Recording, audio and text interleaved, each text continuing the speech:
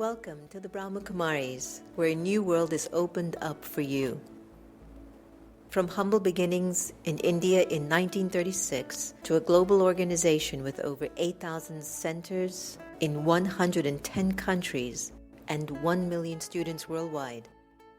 Through their tireless commitment, passionate heart, and determined spirit, the Brahma Kumaris arrived in America in 1974 and have since grown to 35 main centers throughout America. There are also 2 residential retreat centers, Peace Village, located in upstate New York, and Anubhuti, located in Novato, California. I want to just share a little bit about how the centers of Raj Yoga meditation began in United States. Actually, I was in Caribbean islands and I got invitation from New York that we want to start something about meditation. And it was in 1978 I came here and we rented a very small apartment in Astoria. And from there I found that a lot of people have interest. I realized that there is so much need, and from there onwards then centers started in many other states. Our centers are safe spaces where you can explore the power of your inner world. The classes are conducted in many homes, many cities all over across the United States.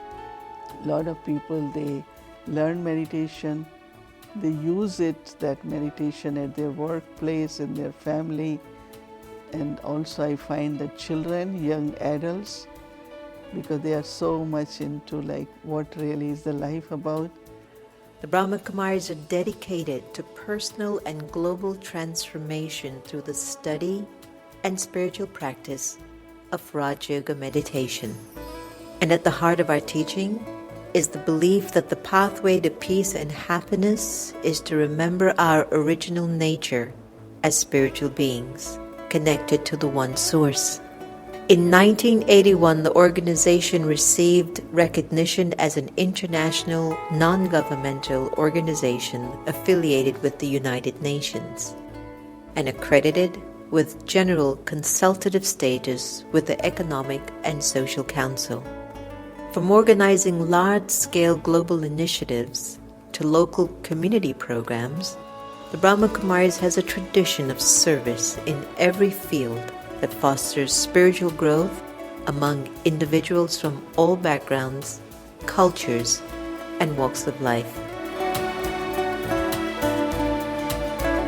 I hold on to this vision, the world of love, world of peace and harmony, world which is free from conflict and sorrow, where we can live as brothers, one family, children of common parents, one supreme divine power.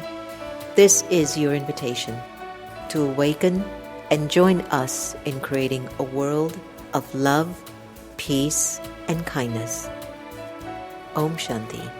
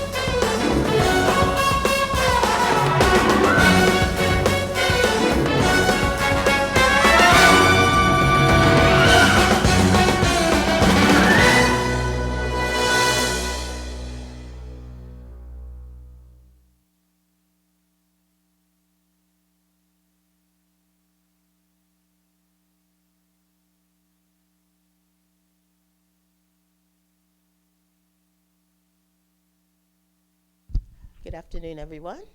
I'd like to welcome you to the Meditation Museum. Is there anyone that's here for the first time today? Oh, quite a few people. Okay, well, welcome. The Meditation Museum is operated by the Brahma Kumaris, and we have 2 locations in this area, this one in Silver Spring and also one in Tysons Corner, Virginia. And we offer a full range of classes on personal development and self-help. And you'll see on your seat there's a flyer that lists all the upcoming workshops we're having.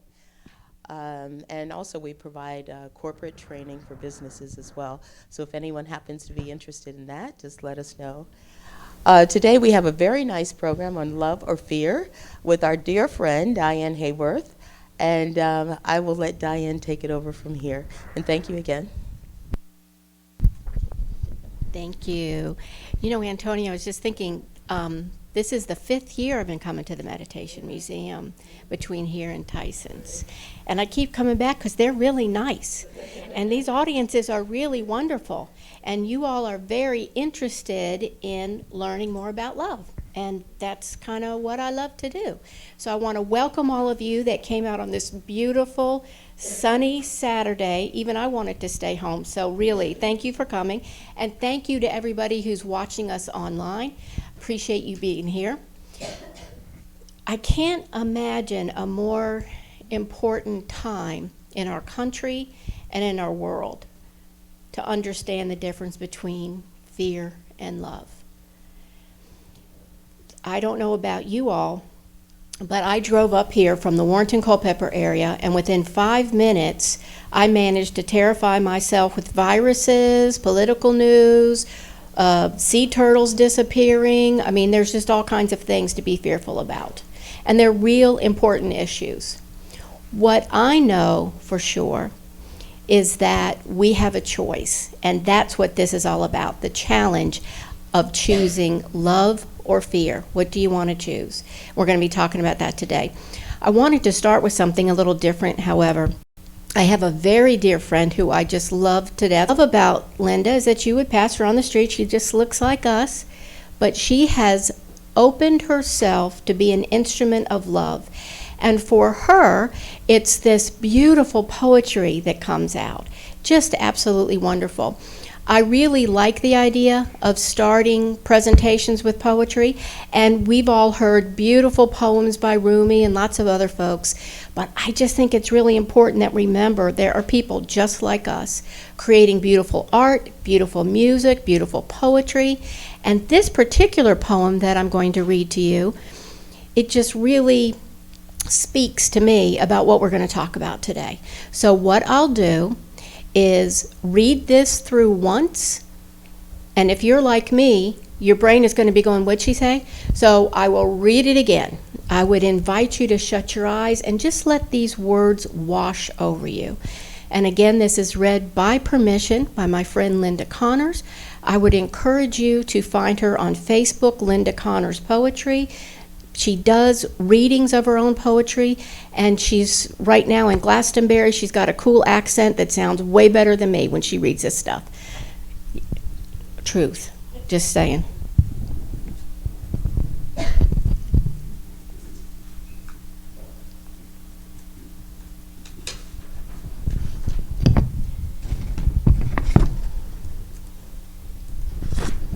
So this is Linda's poem called Come Closer. There is a fear that dwells in my heart. I can feel his hands wrapping and restricting my breath and singing the familiar song of his unwanted despair. The heart begins to toll like the funeral bells at the church, which announces the end of a person's breath, but a new spiritual journey has just begun into the great unknown. My memories become haunted of all the things I've done, right or wrong, it doesn't care. It causes havoc with my thoughts, and there is nothing I can do to quicken this journey, apart from learning to accept this emotional drama that wants to play out. Yet I know that beyond all of this, there is the sacred truth that invites me to come closer, so it can sing the tune of my angel's breath, which retells the never-ending love story of my soul. Come closer. There is a fear that dwells in my heart. I can feel his hands wrapping and restricting my breath and singing the familiar song of this unwanted despair.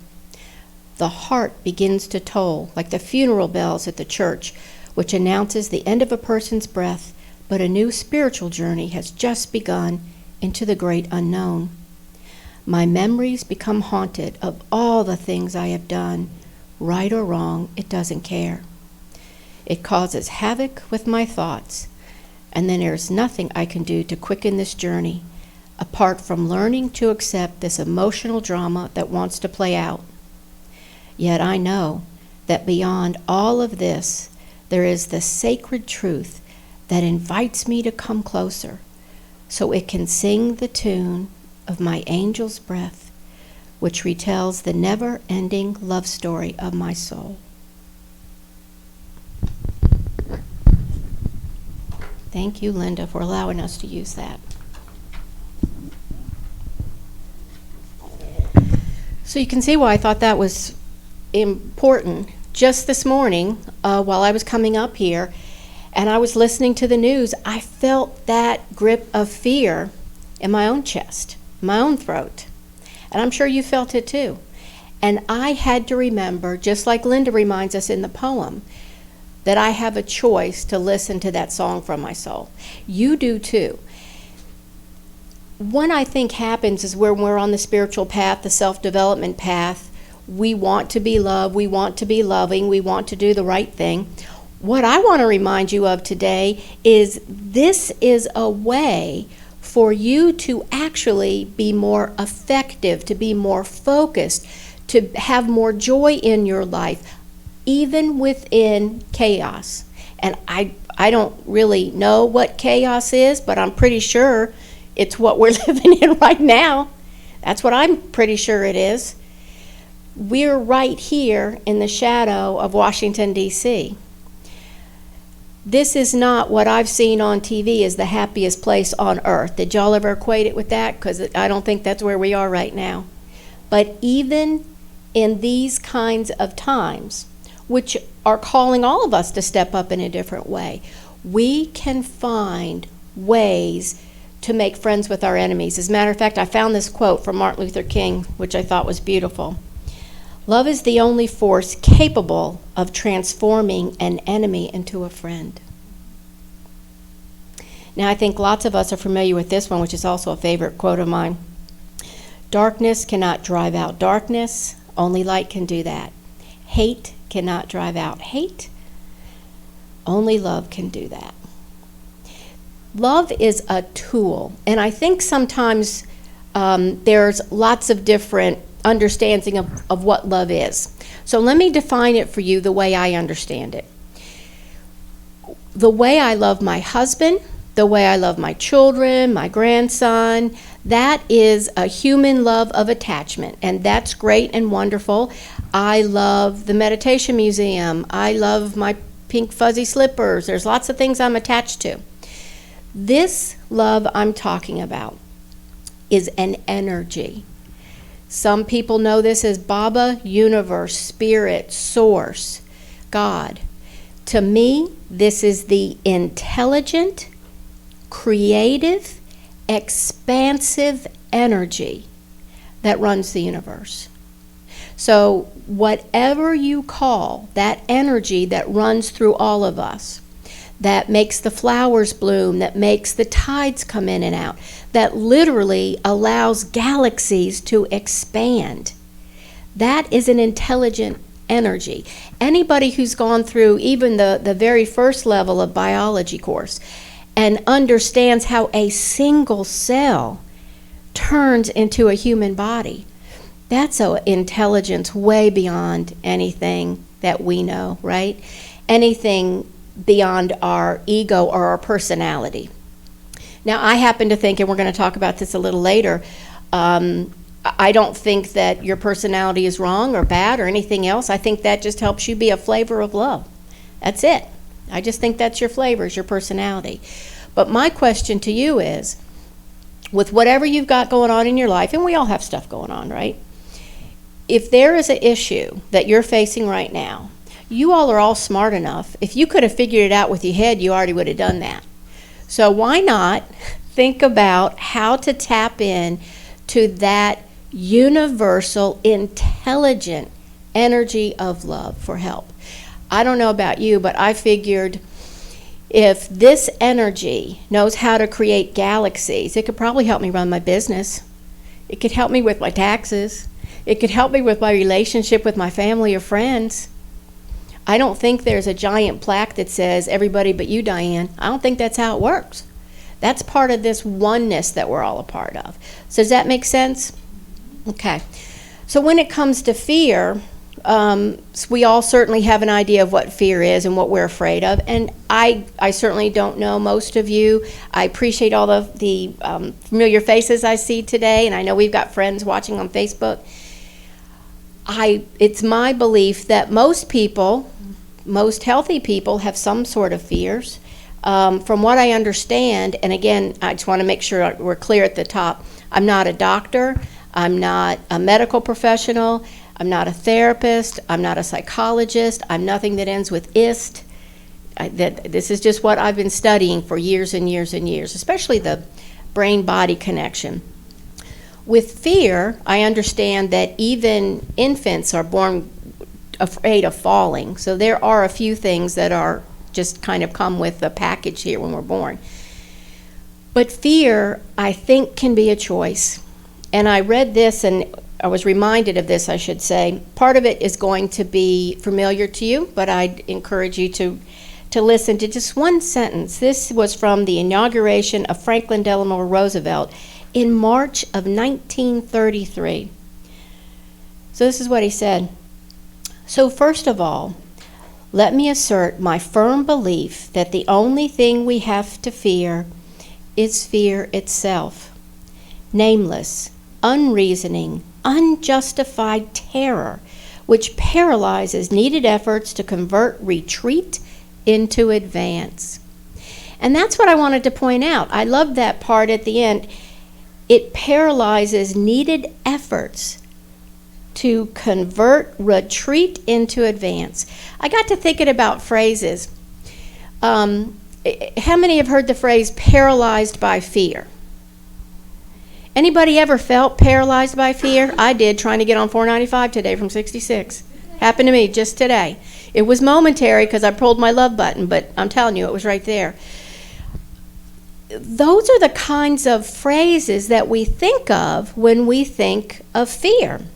Now, again, I've told you I'm not a doctor, but I used to work in a hospital, actually.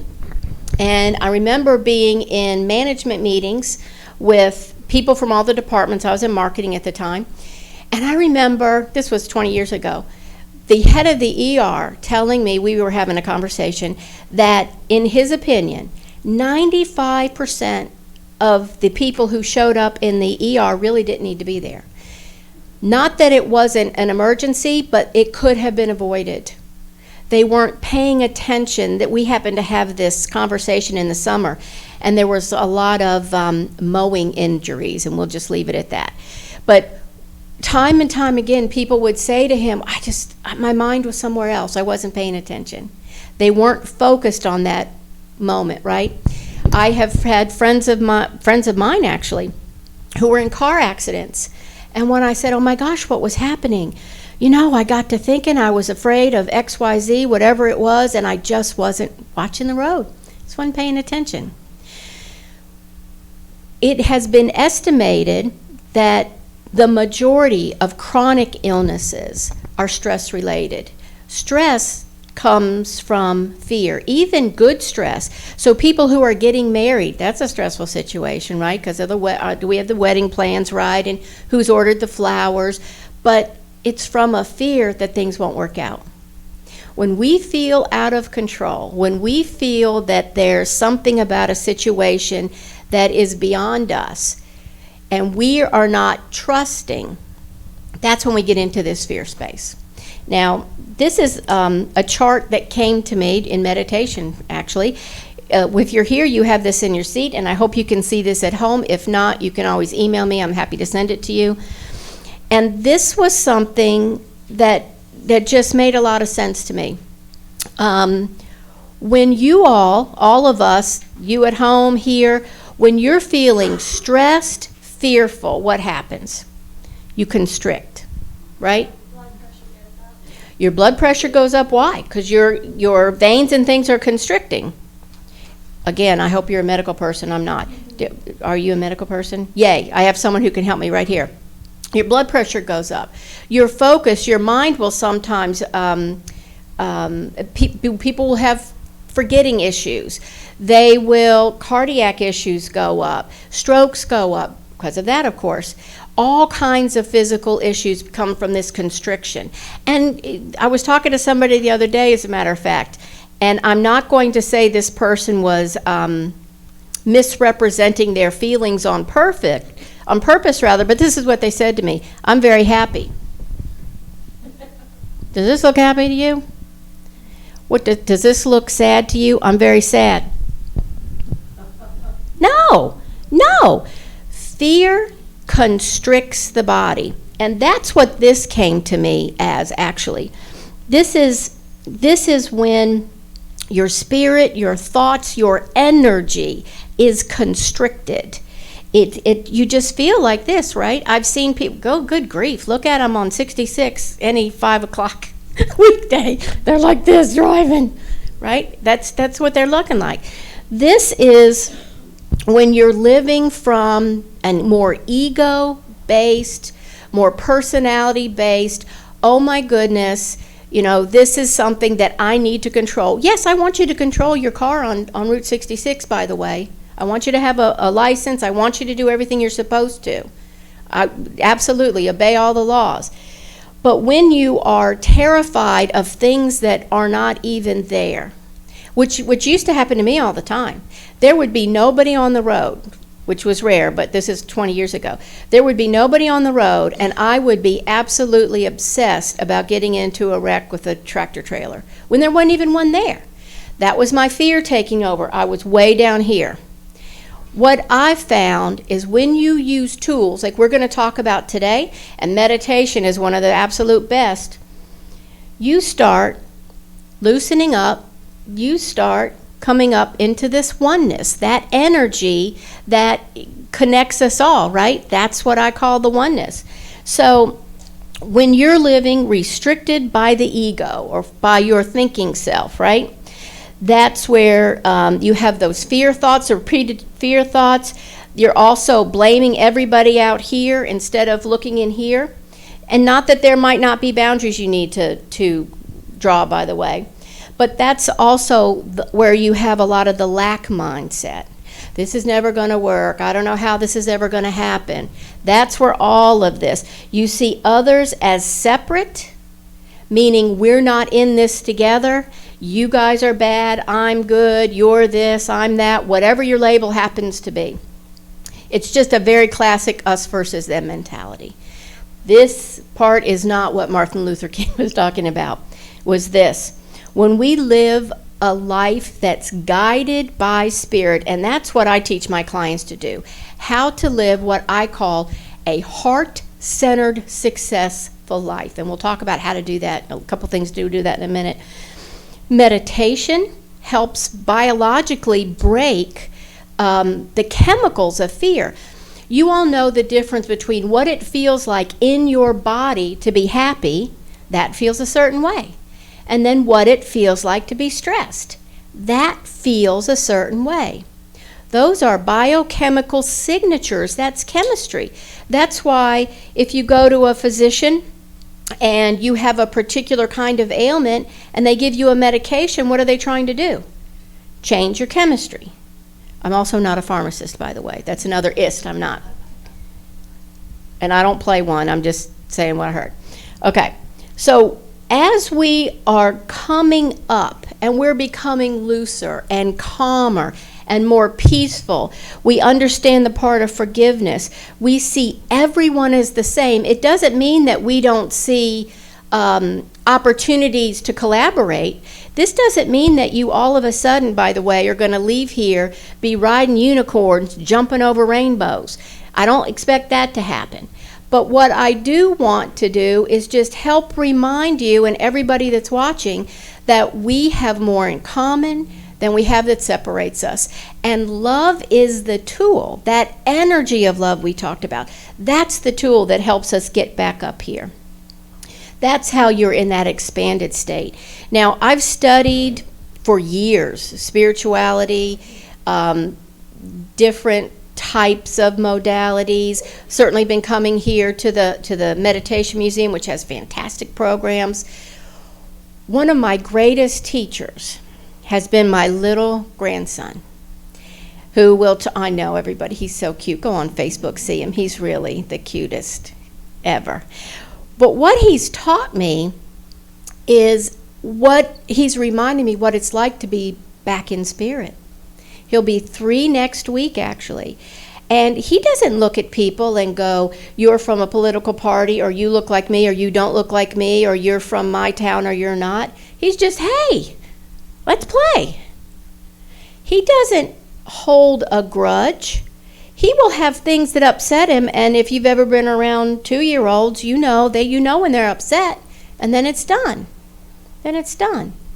Then they're off to play, and the way that he explores and everything is new to him, that's what it's like to be up here. When we're down here, and it's my understanding, my belief that we go up and down all the time. A couple days ago, I was probably way down here and reminded myself to come back up. I mean, life happens, right? This is just one of the things that we're doing. With him, what I've noticed, and being around other small children, because now my daughter's friends are all having babies, it's just how they have no preconceived notion. I mean, they just don't. So you and I look at this and we go, that's a pair of glasses. To them, this could be everything from a magic wand to a hat to something that they put. One time, this was 2 little Lego men. This was some kind of a swing for a Lego men we were playing with. There's no restrictions. That's what's so wonderful about being connected to spirit. You see things from a different way. And we're going to talk a little bit about that later as well. So here is where there are often physical issues because of what the chemicals of stress, overwhelm, fear do to the body. There's certainly mental issues. I know our family, my extended family, has had several suicides. And it's horrible to think what fear was in that person's mind before that, and why didn't we know? And fearing is somebody else. It's just so sad, and it's touched all of us, so we know what that's like. We know what anxiety is like. We know what depression's like. Many of us will touch that several times in our own lives, and some people are able to work through that chemistry and some not.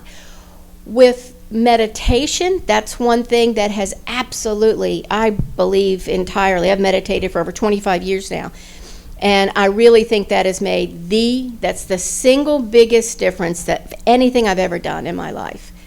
Really. And one of the reasons is because even at first, where I was way down here, I could touch that, even if it was a little bit. And that opened the door for that divine spirit to come in. Does all this make sense?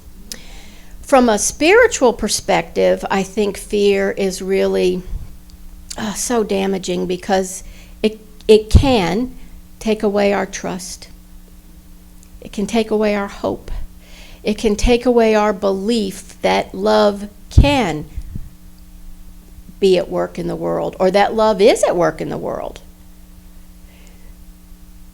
Our opportunity and our challenge is, no matter what, to remember that you came from love, you are love, even if you don't feel loving or feel loved particularly, because some days you don't, right? It doesn't matter. The energy that beats each of your hearts, you're beating with the energy of love. It's the same creative, expansive, intelligent energy that runs the universe. it's humbling to me, and it's also, I got to admit, sometimes I look around and I go, well, surely that guy, not him, not her. But no, maybe personalities, and of course, there's plenty of times when I'm sure my family's looking at me going, oh, little Miss Lovebug, she's not doing too loving today. We're all human. We're all going to come down here sometimes. The opportunity is to remember. We can go back up. So does this make sense? So this is a tool I've given you that you can use, and just when I'm having a particularly a little challenge or whatever kind of day it is, I'll actually ask myself, where am I on here? Where am I on here? And how can I just feel a little differently? And we're going to talk about that in a second. Any questions so far about what we've talked about? Okay, so now here's why you came, right? All right, Diane, we know about this stuff. What do we do about it? Yeah. Yes, sir. At the bottom, where the tension is. Yes, sir. At the bottom, and I'm just going to repeat it for the camera. The bottom where the tension is. At some point, is that not functional in terms of our survival? If I'm being chased by a bear, and out where I live that's possible, if this springs me into action, but long-term chronic stress, right, is not healthy from my understanding. Because apparently the fear triggers the fight or flight mechanism, and at times when we are threatened, perhaps we have to be in that mode in order to survive. So the question was, what about do we ever need to be in this mode to survive? There's certainly many people who would say so. Many people who would say so. And there are also people like Gandhi that even if they were here, decided to choose love. Now, I will be very honest. If a bear comes after me, I'm going to be springing right out because I'm no Gandhi. But I hear you, sir, and I do understand that. And I certainly am always asking to be guided by love. And if love is telling me to get the way out of a car, I'm going to get the way out. Does that make sense? Okay. So this trick you're going to like, sir. I shouldn't say trick, it's a technique. Anybody heard of heart-brain coherence? Have you ever heard of that? Heart-brain coherence. Okay, so this is one of my very favorite techniques. First of all, it's easy. It's quick, and it's super effective. Now, again, I'm not a medical professional or a scientist. I am speaking about from information that I have studied and I've learned. There are people who are wonderful with this. Greg Braden, anybody ever seen Greg Braden or heard Greg Braden? He has got a wonderful little YouTube clip on this. So does Dr. Joe Dispenza. The idea is your heart actually has the same kinds of cells that your brain and your gut do. So it has thinking cells, is my non-medical way to say it. And you'll hear people say, I knew in my heart that was the right decision. You ever heard that? Or I knew in my gut that's what I needed to do. And other people will say, let me figure that out. You kind of can tell where their major thinking process comes from.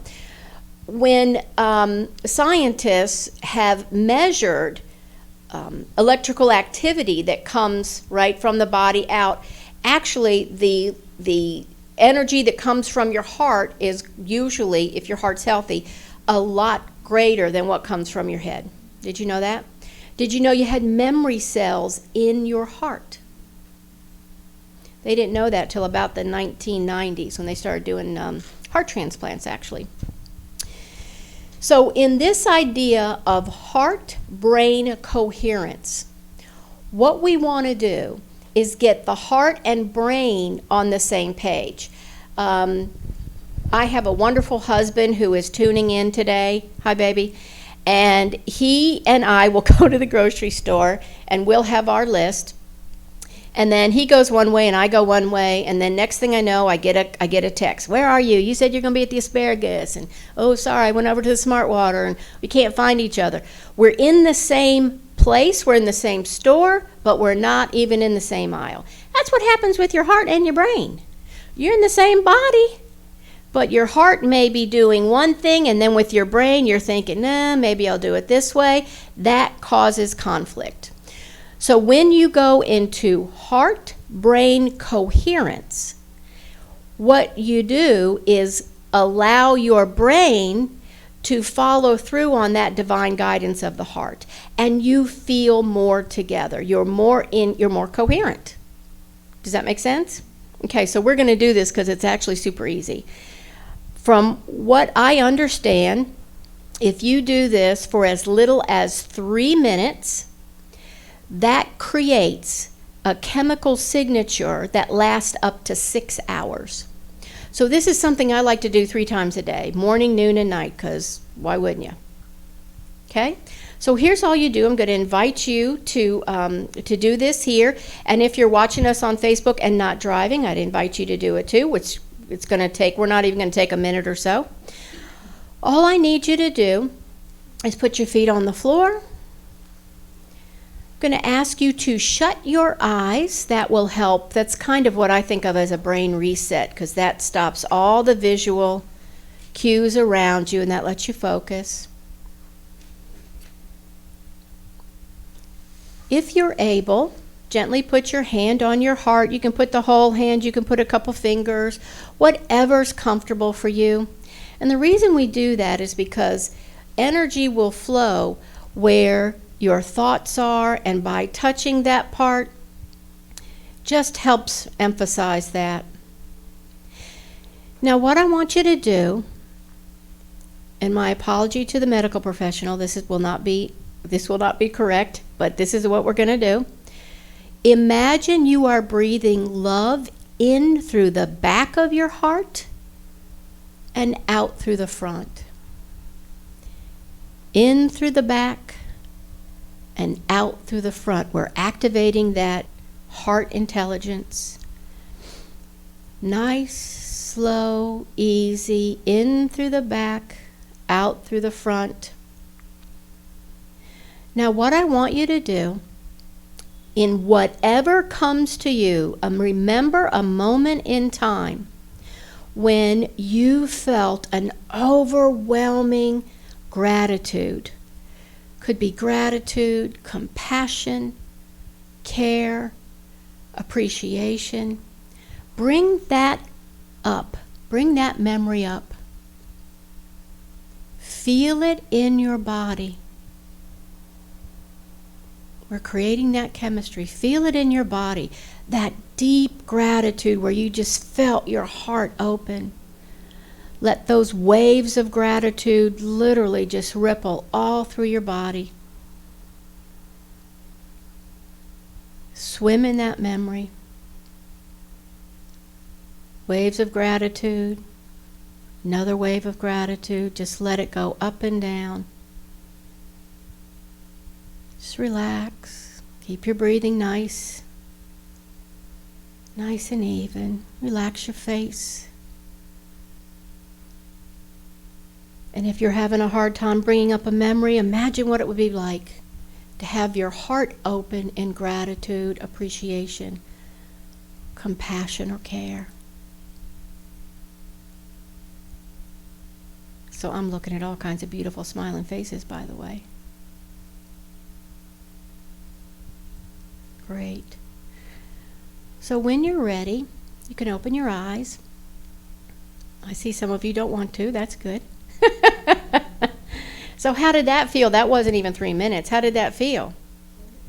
Do you feel more relaxed? So this is a really, really important part also about fear. You know, we talked about it being restrictive. And one of the things that happens typically is that often your shoulders will go like this. Your rib cage is constricted. So you're not breathing. You're not breathing. When you breathe slow and rhythmically, one of the things that happens is your brain then is triggered. Oh, we're safe. We're safe. When you're under stress, when you're under overwhelm, and you've got those stress hormones going, what happens, one of the reasons why you are unfocused, is your energy literally is siphoned out. It's looking for that bear. It's looking for the danger. So if your energy is out here, it can't be here in the present moment. So that's why you miss things. That's why you forgot your friend's birthday. That's why you forgot that turn you were trying to make. That's why. That's one of the reasons, I should say. So whenever you're feeling like you're down here, stop and use your breathing.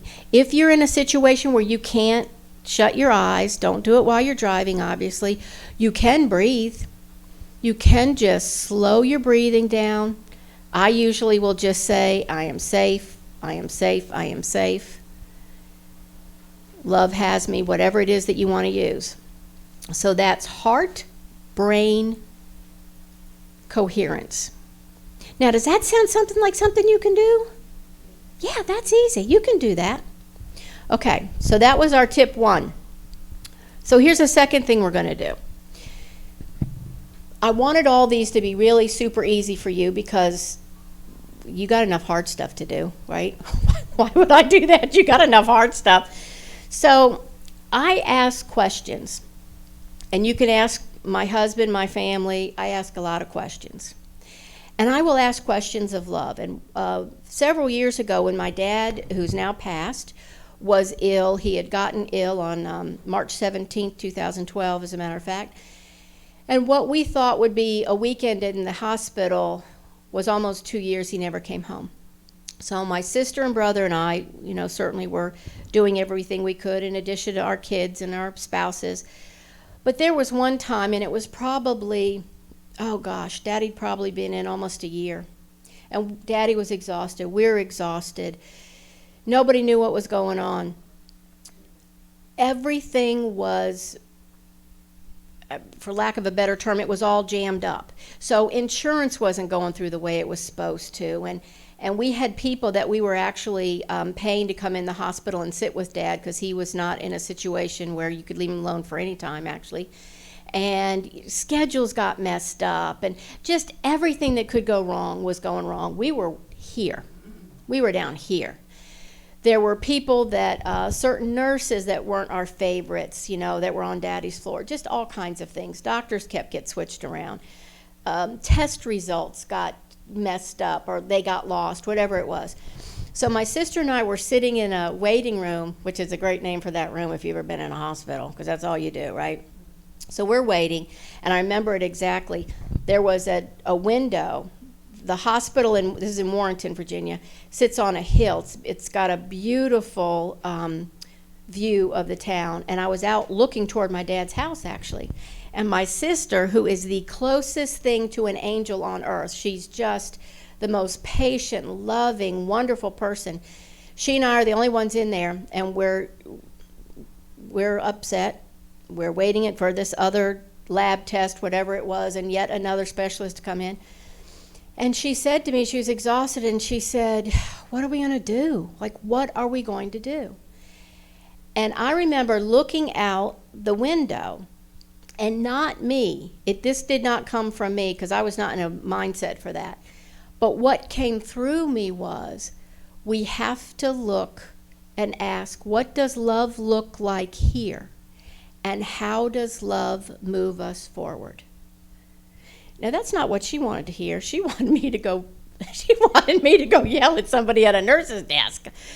But that's what came through. And there was such a peace to that. What does love look like here? And how does love move us forward? So from that point on, that's what I started doing. And it wasn't easy. I don't want you to think that everything magically was great overnight. It's still really painful to watch someone you love die, right? I mean, it was. But what I can tell you is, I remember exactly, the insurance issue that had been an issue every month for 9 or 10 months suddenly just cleared up. It just cleared up. It just wasn't an issue anymore. There was a nurse that she wasn't a bad person, just a personality didn't necessarily work with us. She just got transferred to another floor. We never saw her again.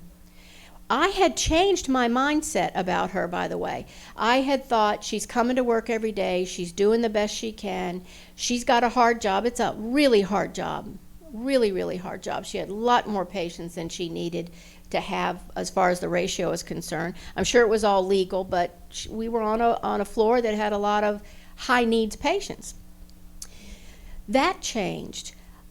It wasn't that Daddy's situation changed, but the way I looked at him changed. So I was able to see him where he was right now. And it wasn't that I didn't mourn the dad that I knew, because that guy was gone. But I could enjoy him where he was that day. So, for example, Daddy had, one of the many things that had gone on was when he was in a nursing home, he had fallen out of bed and broken a hip. That's not the funny part, by the way. Okay, so here's the funny part. We get all that fixed, and he goes to rehab. And this was during some Summer Olympics. And, of course, Daddy's in a room, and there's a TV. And I go in one day, and I said, Dad, how you doing? He goes, I'm in the Senior Olympics, you know. And I said, no, I didn't know that. He said, yeah, my coach comes to get me every day. I do leg lifts. We go up and down the hall. He said, I don't know where I am. I think this is a special senior training camp. It's secret. I think we're in Pennsylvania. I said, I think we are. Okay. And I could be happy because he thought he was an Olympian. He was having a ball, and he'd go, look what I can do today. I get goosebumps thinking about it, because that changed my ability to be with him where he was.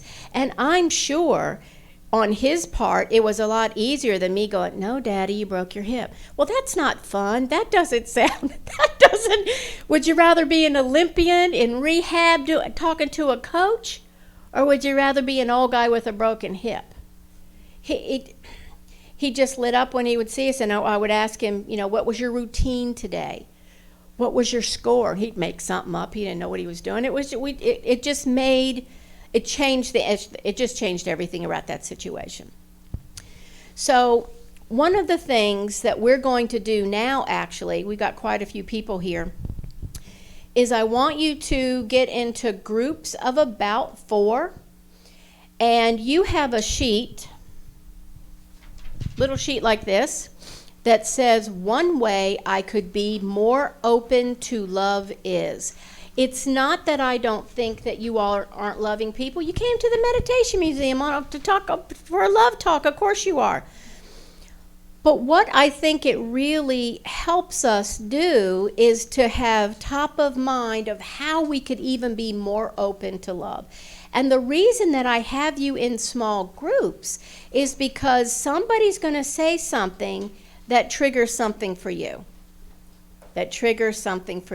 So we're going to take a few minutes, just go right ahead. And if you're joining us at home, what I want you to start a little list and ask yourself, how could I be more open to love? So let's go ahead and turn around. You guys aren't scared. I know, it's okay. Come on, here we go. Everybody's friendly here. Here we go.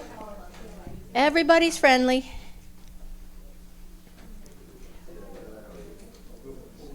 Do you need an extra one? We've got an extra one here. You can have a little bit bigger groups, whatever you want. Do you need an extra one? Could you pass that back, please? There you go. Thank you.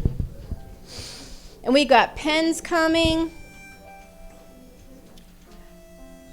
So this is how we're going to do it.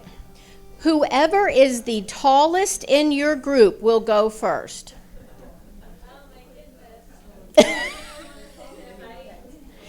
Anybody need pens over here? Whoever is the tallest in your group. So you looked out. Okay, so here we go. If you are the tallest, and I'll have your attention just for a second. Okay.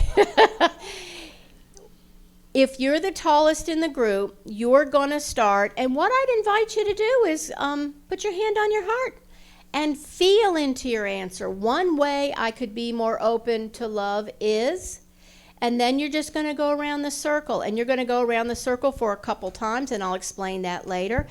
This is not a pass or fail. Y'all are all good. No big deal. Write down anything that is a good idea that you want to follow up on later, okay? So, tall person, go right ahead. And you can come right on here if you need to, just get a little closer.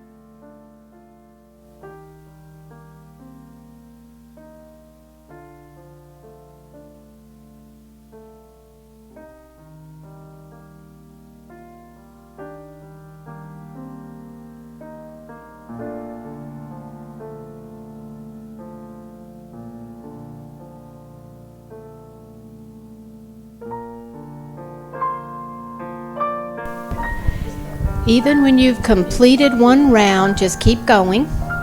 Keep going.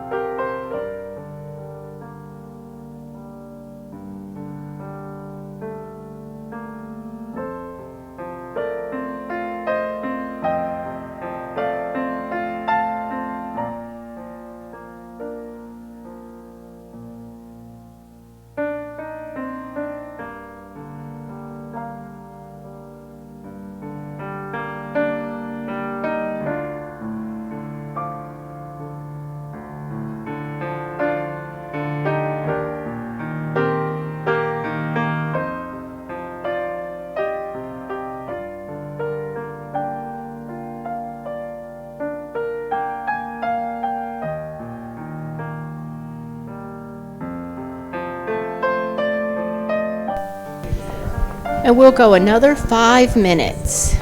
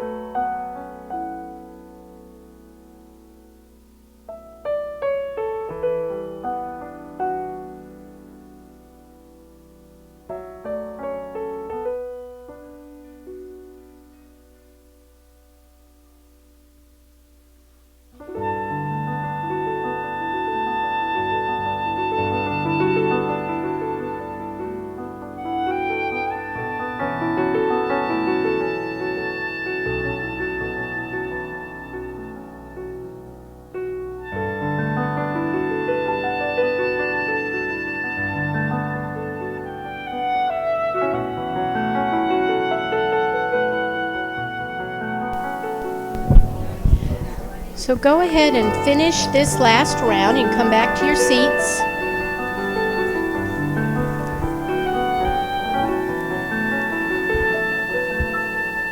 Looked like you guys were having fun, actually. And I purposely picked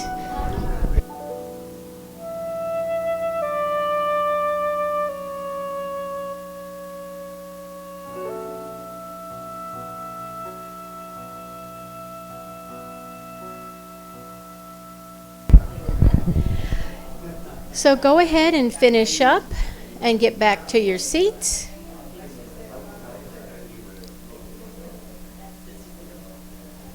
Did you want to be on camera? I think your hand made it.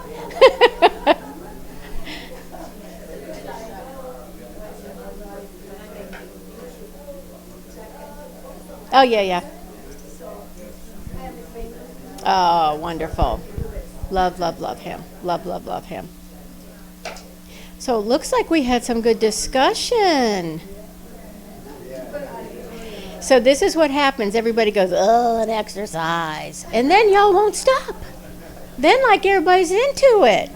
Like, no, lady, hang on a second. We're not quite finished.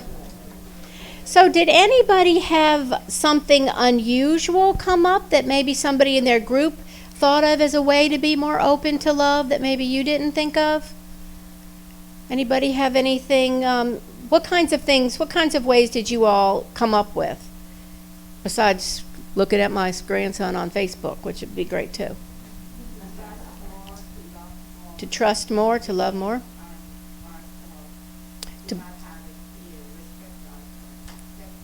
So accept ourselves. That was a big one, no expectations. Yes, sir.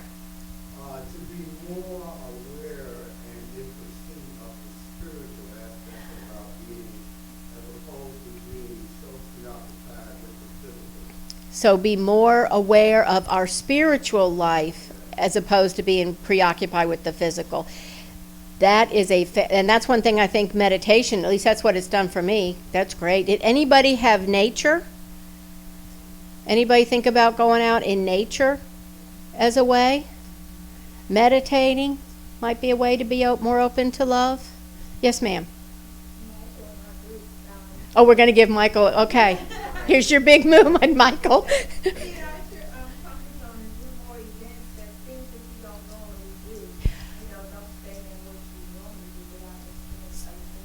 So I love that, Michael. What he said was, get out and do more things. Get out of your normal box.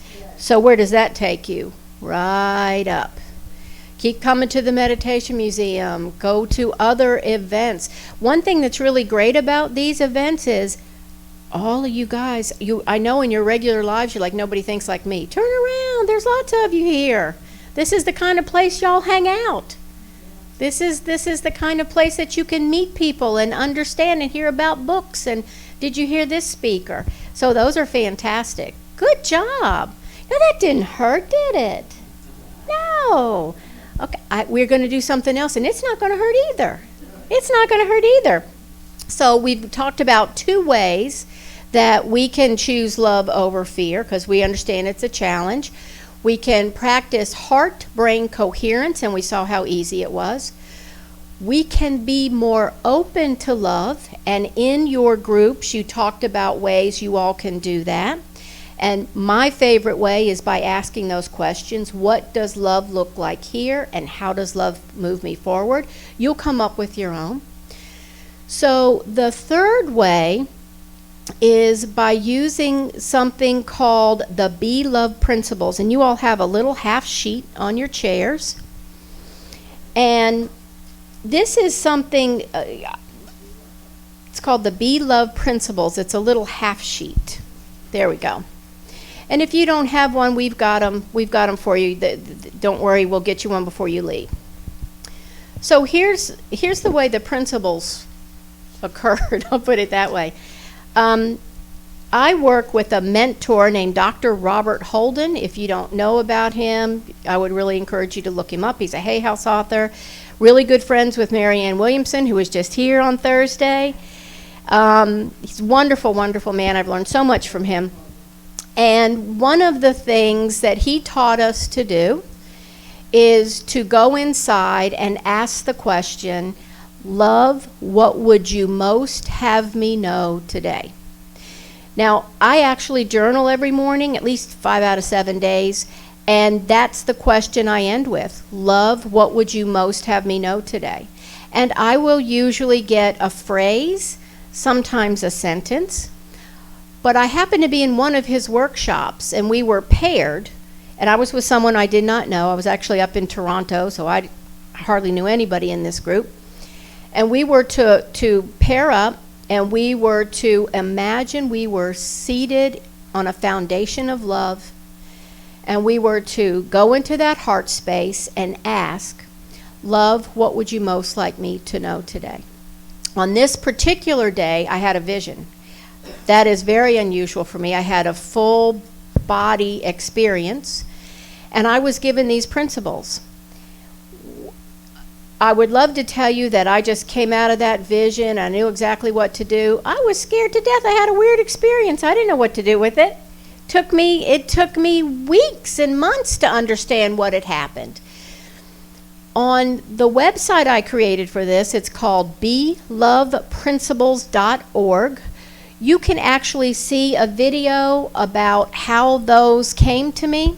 For today's purposes, I wanted to show you how to use them, but I'm encouraging you to go and see that video. On that site, there's actually a Be Love class that I did at the Meditation Museum in Tysons. That's on there. There's a free workbook. There's a free book.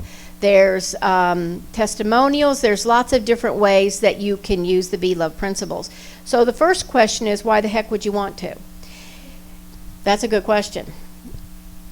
What I found for myself, for my clients, for my family, is that the Be Love principles gives us a way to have a different perspective. So let's look at this.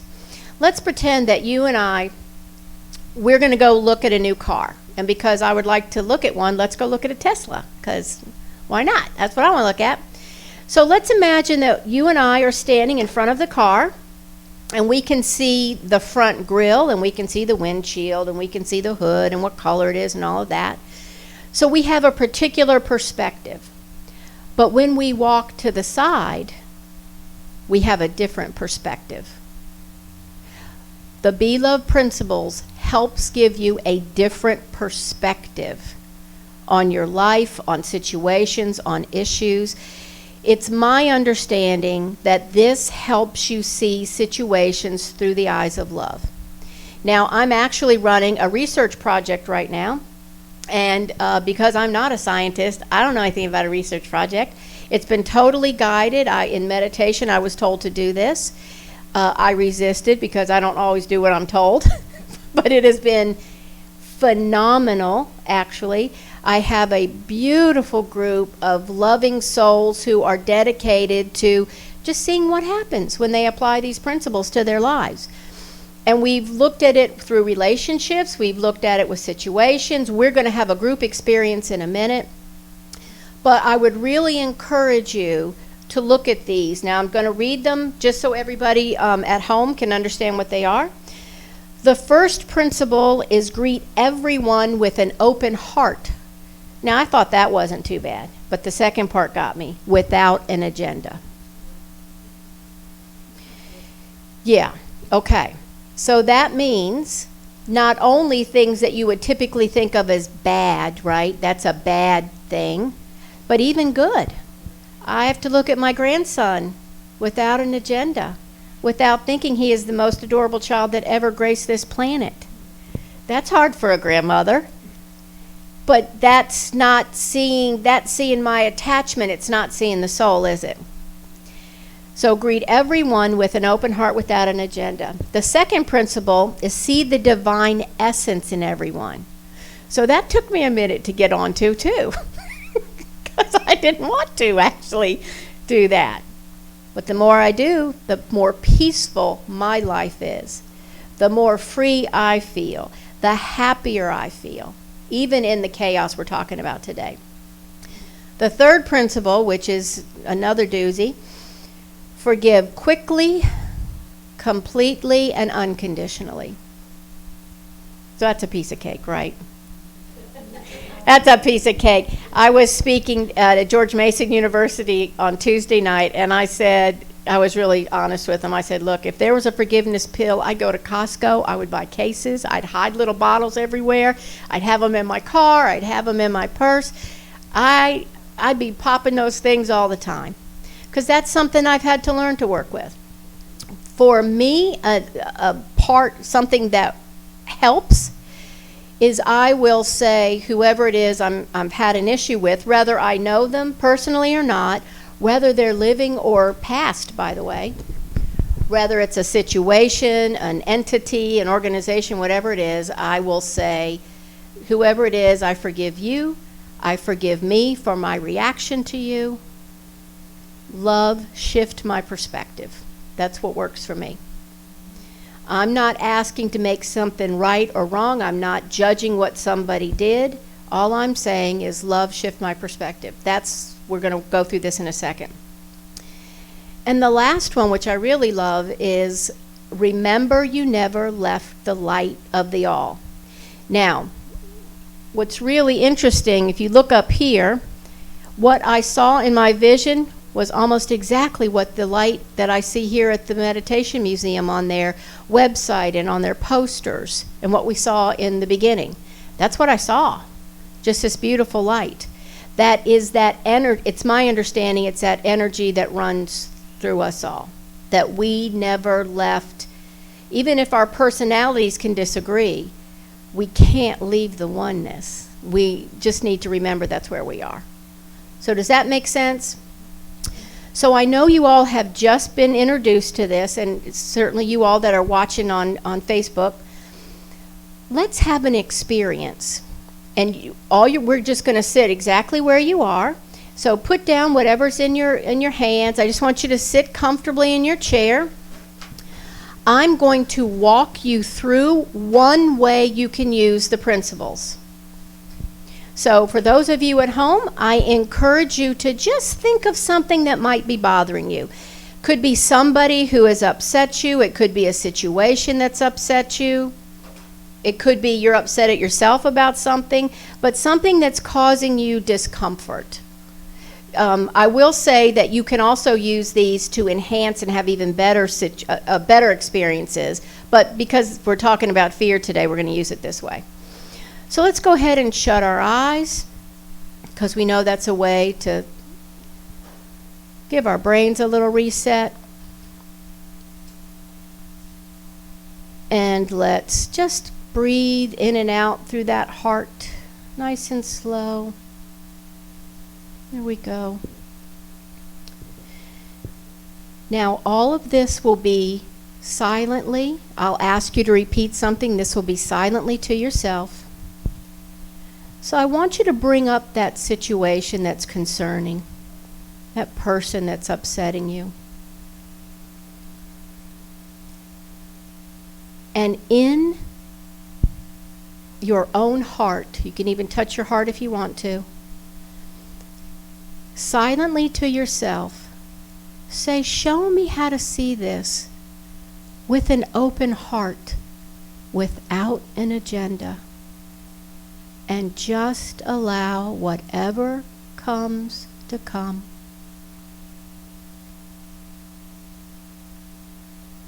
We're not stressing. You'll hear now or later. Show your willingness. Show me how to greet this with an open heart without an agenda.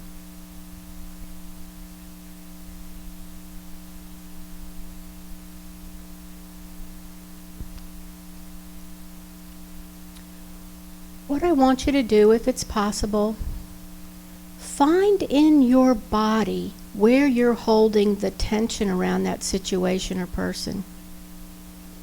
And if it's comfortable to touch there, go ahead. But also find in your body, where is that tension you're holding? Where is that, perhaps it's anger, perhaps it's resentment, perhaps it's pain, wherever it is. See where that is. And now, in the sacred space of your own heart, say, show me the divine essence here.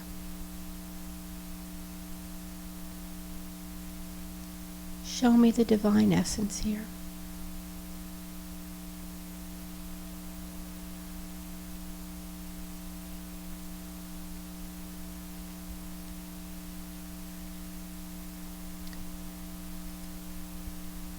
Now, with that person, place, thing in mind, if you're willing, again, in the sacred space of your own heart, say, I forgive you. I forgive me for my reaction to you. Love, shift my perspective.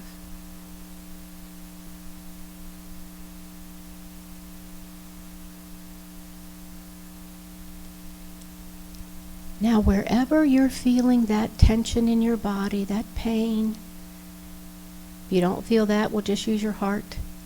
Imagine a beautiful golden light right there in your body. Perhaps it's in your stomach, if that's where you were holding tension. Maybe it's in your heart, if this was a true heartache. Just imagine that beautiful golden light. This is light of love, of compassion, of truth. Allow that light to gently spread throughout your body, up through your head, down your arms, down through your trunk, through your legs, until you're imagining every cell in your body is infused with this divine light.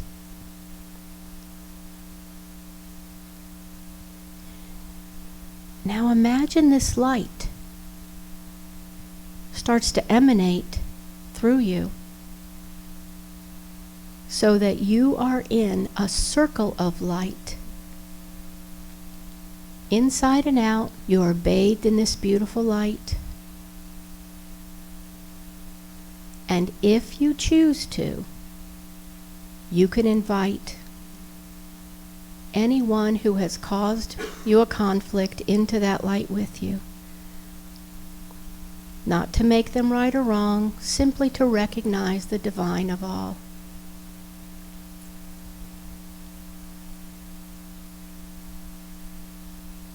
There we go. Make sure you're breathing.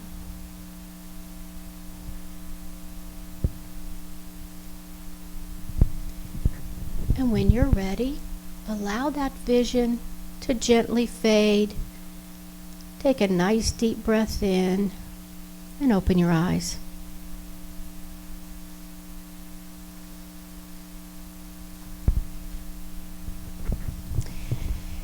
Now, because of time constraints, we did that a little fast. But I can see by the reaction that some of you all felt something very deeply. That's one way to use the Be Love principles.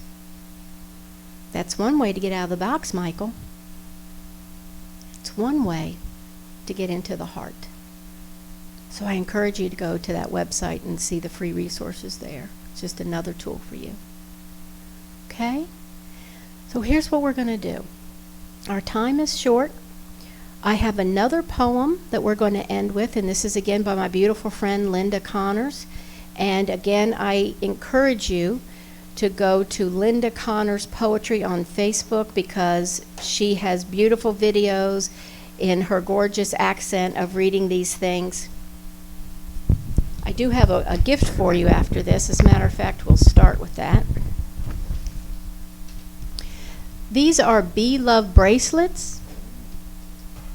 I always wear these, and if my husband is still watching, he'll tell you, this is my husband wagging finger. I wish it wasn't true, but it is. And sometimes I'll be wagging this finger, and he'll go, "What's on your wrist?" And it says, Be Love.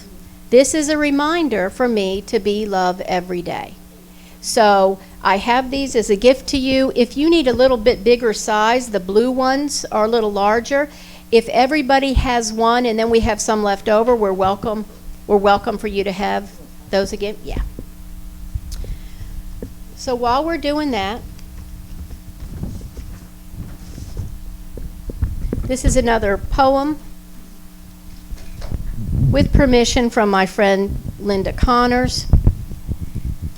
And this is the end, so it's a lot happier than that first one, okay? So it's yay. Okay.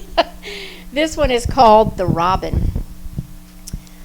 Love sat with me today. She showed up unexpectedly through the silence of the land as the river flowed deep into the dark shame and the mud. The mountain rose high to capture the sunlight in the sky. Love took a breath, and the robin took flight and carried love on her sweet, innocent wings. The flying became a song which sang to the four winds of how I do not need to heal, change, or improve. I just need to remember my true ancient home, where the divine breath dances with the robin, and I remember that love is my forgotten, sacred name. Tears became my river, as love became my breath, and I knew I was finally home. Isn't that beautiful? Thank you, Linda. And as those bracelets are coming around, I will read that one more time, and then we'll actually sit for a minute in meditation and let everything sort of integrate that we've gone through today, and then Antonia will come up and give us some announcements. This one's called The Robin. Love sat with me today. She showed up unexpectedly through the silence of the land. As the river flowed deep into the dark shame and the mud, the mountain rose high to capture the sunlight in the sky. Love took a breath, and the robin took flight and carried love on her sweet, innocent wings. The flying became a song which sang to the four winds of how I do not need to heal, change, or improve. I just need to remember my true ancient home, where the divine breath dances with the robin, and I remember that love is my forgotten sacred name. Tears became my river as love became my breath, and I knew I was finally home. Isn't that gorgeous? Let's just have a minute where we just sit in love's presence.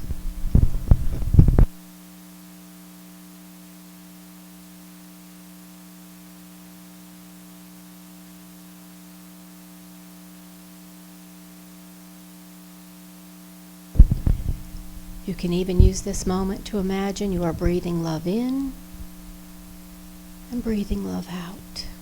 And let it circulate through your whole being.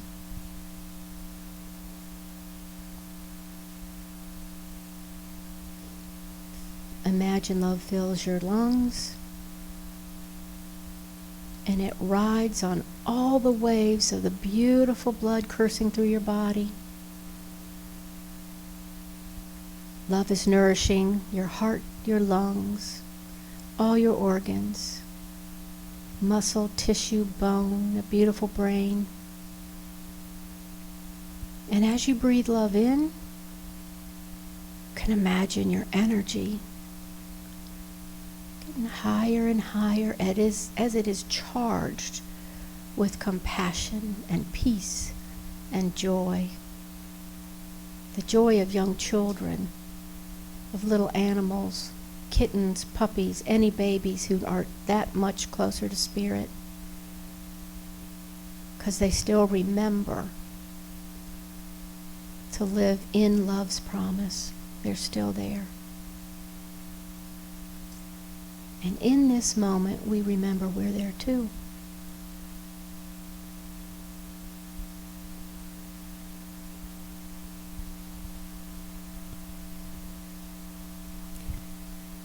Thank you all very much for being here today. I really appreciate how attentive you've been, that you did all the exercises, that you got your little bracelets on.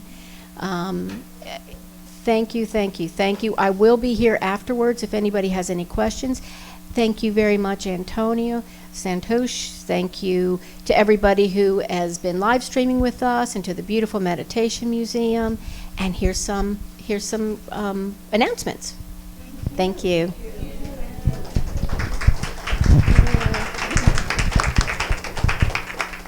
It's always a pleasure to have Diane here. I think we met a few years ago. Yeah, about 5 years.